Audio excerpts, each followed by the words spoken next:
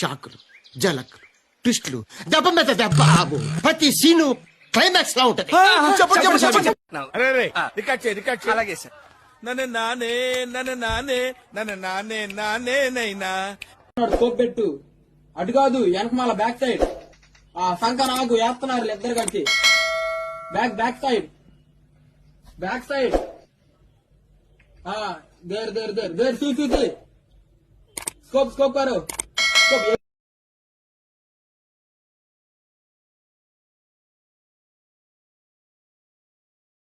ఇప్పుడే చెప్తున్నా. ఏంట్రా ఇది? వాళ్ళేమో వీడికి బిల్డపిస్తున్నారు, వీడేమో వాళ్ళకి బిల్డపిస్తున్నారు.